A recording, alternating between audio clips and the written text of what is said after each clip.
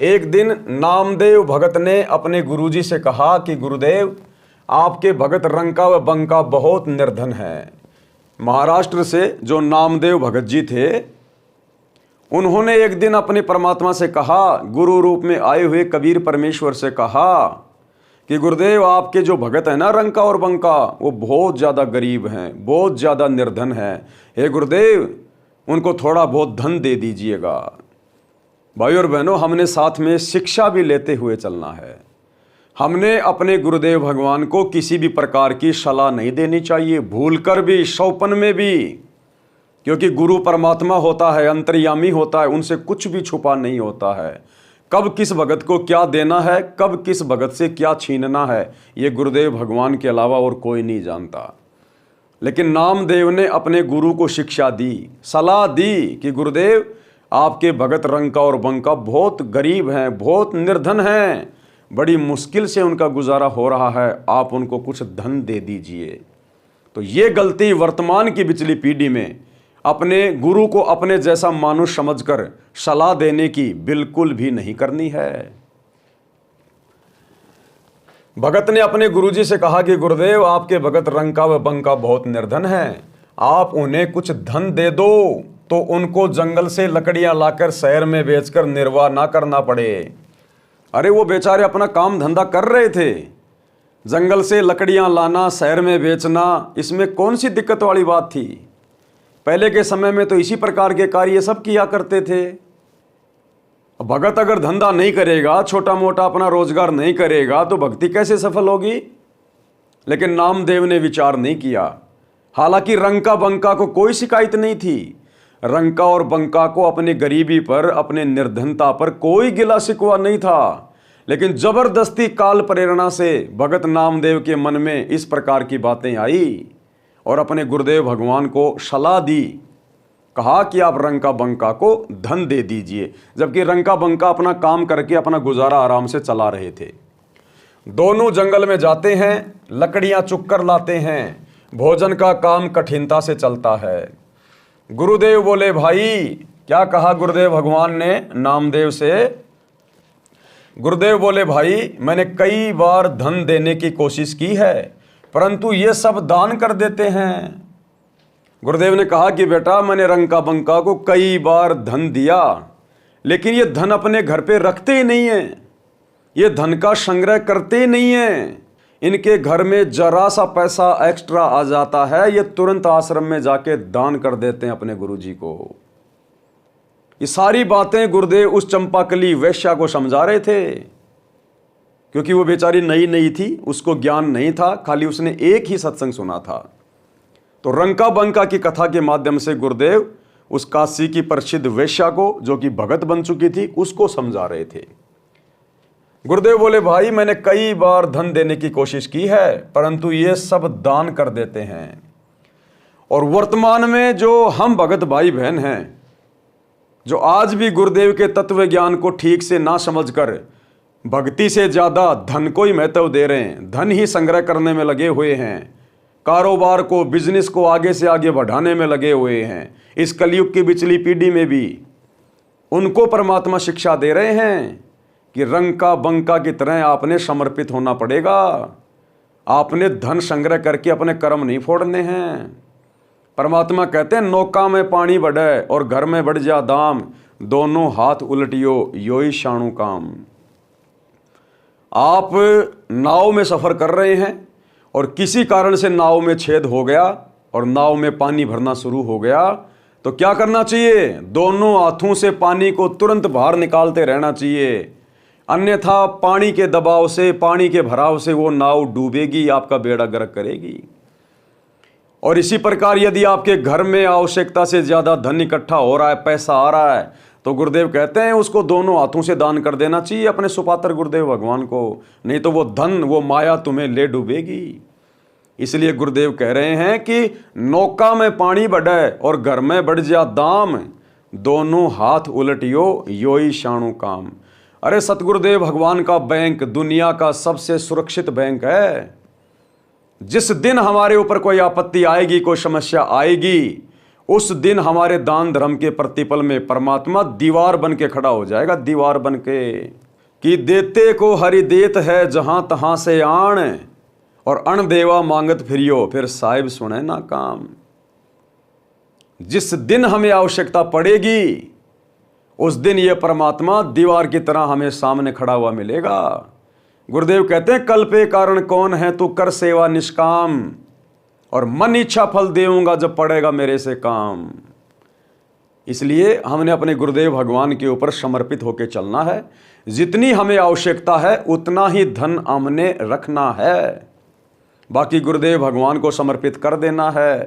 पहली बात तो हमने आवश्यकता से ज़्यादा संग्रह नहीं करना, और यदि आवश्यकता से ज़्यादा संग्रह हो जाता है तो वो धन हमने अपने गुरुदेव के चरणों में समर्पित कर देना है।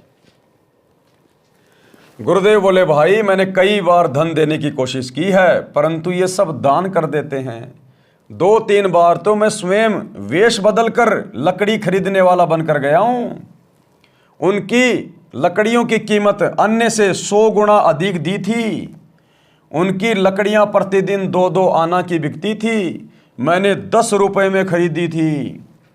उन्होंने 4 आना रखकर शेष रुपए मेरे को सत्संग में दान कर दिए। कितनी गहरी शिक्षा दे रहे हैं गुरुदेव भगवान। और ये सारी शिक्षाएं वर्तमान में हम कलयुग की बिचली पीढ़ी वाले भक्तों के लिए है। आज भी बहुत सारे भगत जो सतगुरु से उपदेश प्राप्त हैं, जिनकी छोटी मोटी घर के बाहर दुकान है, किसी की जो है किराने की दुकान है, किसी की अन्य किसी वस्तु की दुकान है, आज भी बहुत सारे भगत भाई बहन बीड़ी सिगरेट गुटखा पान मसाला बेचना नहीं छोड़ रहे। सतगुरु रामपाल जी से उपदेश लेने के बाद भी अपनी दुकान पे नशीले पदार्थ बेचते हैं। उनको इस बात का डर है, भय है कि यदि हमने ये बीड़ी सिगरेट वगैरह रखना बंद कर दिया, गुटखा पान मसाला रखना बंद कर दिया, तो हमारे ग्राहक टूट जाएंगे। इन छोटी छोटी चीज़ों के बहाने ही तो हमारा बड़ा बड़ा सामान बिकता है। हमारे सारे ग्राहक दूसरी दुकान पे चले जाएंगे। बहुत सारे भाई जिनकी नाई की दुकान है और आज गुरुजी से इतना ज्ञान लेने के बाद भी अपने ग्राहकों की डाई करते हैं, उनका मेकअप करते हैं, तरह तरह की उल्टी सीधी उनकी वो कटिंग करते हैं, ये सोचकर कि यदि मैंने सिंपल कटिंग और दाढ़ी ही बनाने का काम रखा तो मेरे कस्टमर टूट जाएंगे, और अपने गुरुदेव की मर्यादाओं को तोड़ रहे हैं। क्योंकि भाई और बहनों, जो कार्य गुरुदेव ने हमें करने के लिए मना कर दिए, यदि हम उन्हीं कार्यों को करने में किसी का सहयोग करेंगे तो हम परमात्मा के दोषी बनते हैं। गुरुदेव ने कह दिया, बेटा बालों में डाई नहीं लगानी, बालों में कलर नहीं करना। और यदि आपकी नाई की दुकान है और आप किसी दूसरे की डाई कर रहे हैं, आप उसके बालों में कलर कर रहे हैं, तो आप जी परमात्मा के दोषी हैं। गुरुदेव ने कह दिया, जीने की राह पुस्तक में लिख दिया कि हमने ये तरह तरह की जो कटिंग आजकल लड़के करवाते हैं, मुर्गे जैसी कटिंग जो 2 दहली की नहीं होती, देखने में भी आदमी भुंडा लगता है, बुरा, हमने वो नहीं करवानी है। सिंपल कटिंग करवानी है, सिंपल बाल कटवाने हैं। और यदि आपकी नाई की दुकान है और यदि आप किसी और के कहने पर उसकी कटिंग करते हो तरह तरह की, हनी सिंह जैसी, फलानी सिंह जैसी, कोई क्रिकेटर है उसके जैसी, तो भी आप परमात्मा के दोषी हैं। गुरुदेव ने कह दिया, बेटा हमने मेकअप नहीं करना, इस मिट्टी के शरीर को हम कितना सजाएंगे, नहीं सजाना, ये तो भक्ति से सुंदर लगेगा।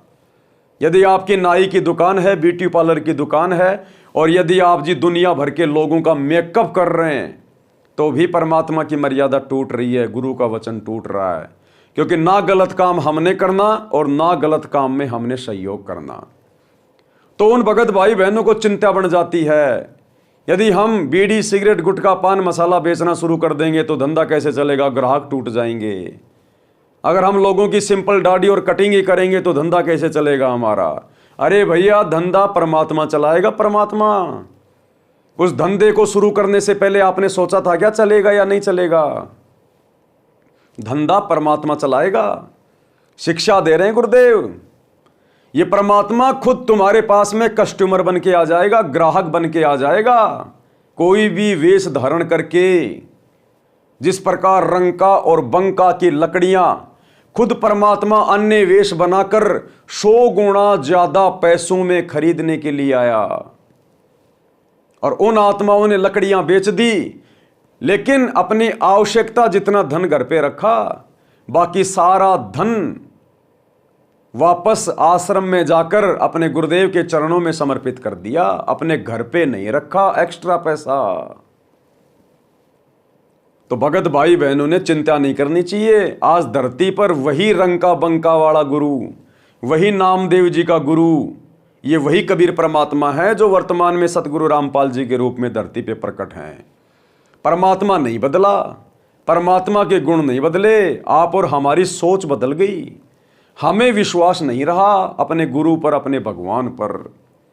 और परमात्मा कहते हैं, कहे कबीर सुनो भाई साधो, मैं तो हूं विश्वास में। इसलिए थोड़े बहुत लालच में, थोड़ा बहुत हम जो भय में आ जाते हैं, डर जाते हैं कि मेरे कस्टमर टूट जाएंगे, दूसरी दुकान पे चले जाएंगे।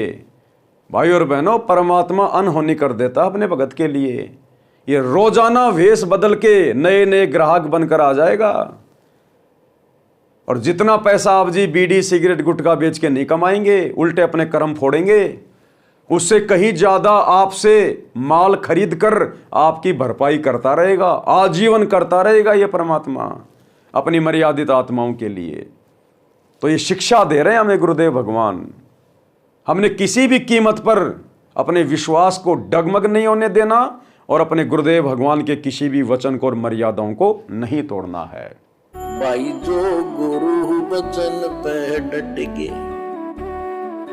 कट गए फंद 84 के, कट गए फंद 84 के, कट गए फंद 84 के।